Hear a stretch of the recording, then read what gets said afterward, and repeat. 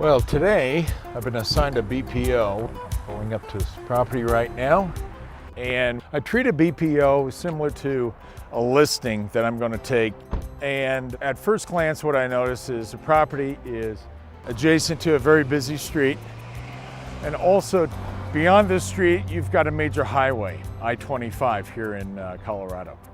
And that access to I-25 was less than a block away. So that did have an impact right away on value, immediately. Now, I look at the subject in comparison to the rest of the properties on the street, and in relation, condition, upkeep, and appeal. And then what I noticed is the size of the lot the property was on. It was at least a good 300-foot setback from the sidewalk, and it was almost like 3 lots. But what did stick out was not only the large lot in comparison to the other properties, but the noise factor.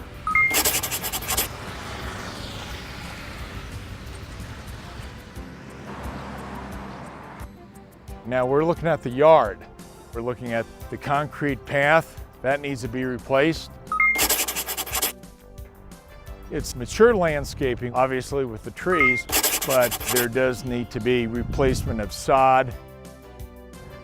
And also, too, you're looking at, is there going to be a problem because of the lack of maintenance of the property?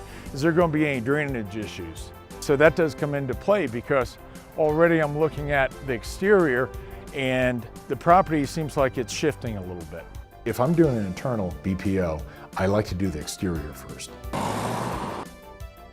And I basically start from top to bottom. I start at the roof line and then work all my way down to the foundation and to the ground. Okay, now what we're going to do is we're going to take a look at the roof. First of all, we look for any shingles that are starting to curl, and obviously there are some.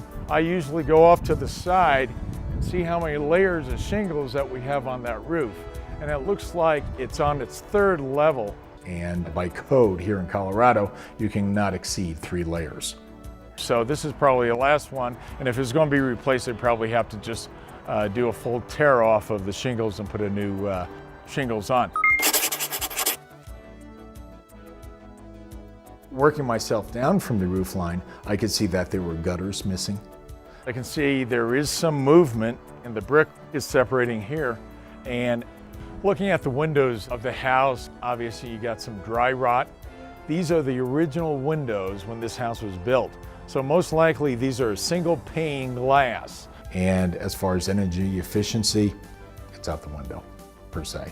So windows would have to be replaced if somebody was going to come in and acquire this property.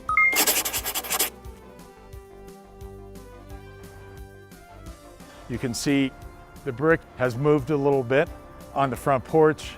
And what comes into play is proximity of mature trees that are placed to the foundation of the property. That tree is growing, the house is not growing. The root structure is having an impact on the foundation and moving that property. And that's why we saw the separation in the brick.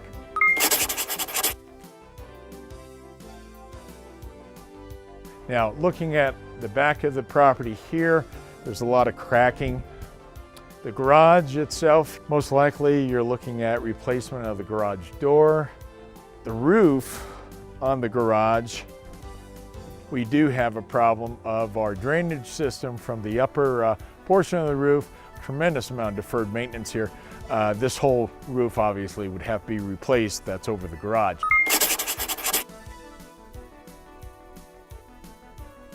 And once we go inside, most likely there might be deferred maintenance as well. Okay, let's go inside and see what we find. I start room by room by room.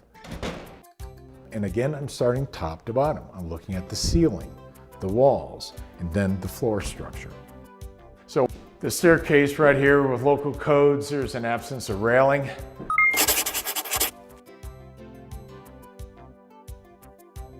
If you turn around, exposed heat system, a safety issue with children. And spinning right around looking at the entrance, we look at the ceiling, and as I mentioned outside, possible roof issues. Well, obviously there's problems here. I always start with the room to my left.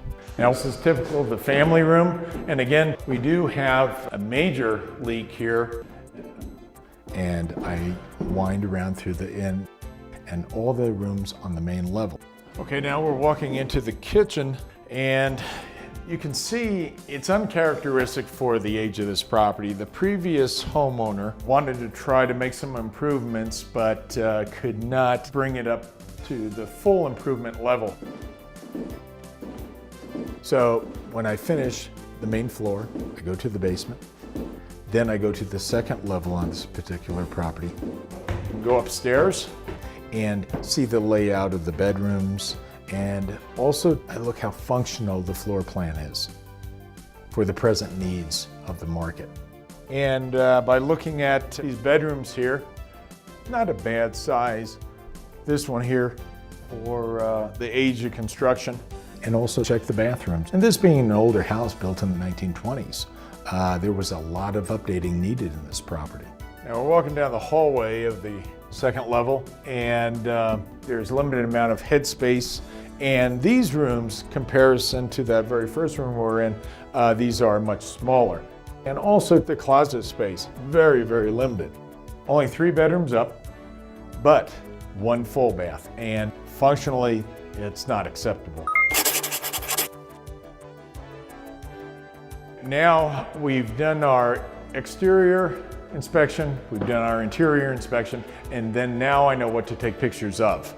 What I try to do is map out my flow for that reviewer of the BPO.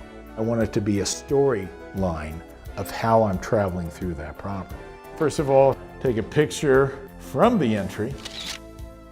Then I turn around and take a picture from that staircase to the entrance so they know where I was standing. And now they can start to build a mental picture of how this property looks without being there. Then I proceed on my same travels as I do on my inspection of the property. Now, the half bath and the kitchen.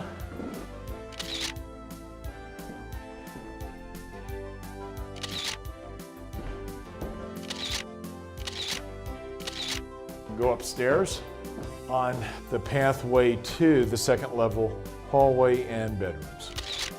The more pictures you can take, the better.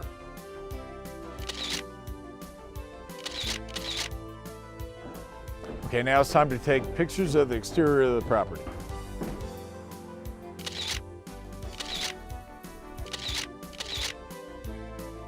So basically, I would say I'm going to be out at the property maybe tops an hour, hour and a half. But what is going to take time now is pulling the comparables. In this case, this was fair condition. It was a very unique property as far as location, size. So this could take a little longer, but on the average, a BPO, I would say no more than 5 hours, turn it in within 24.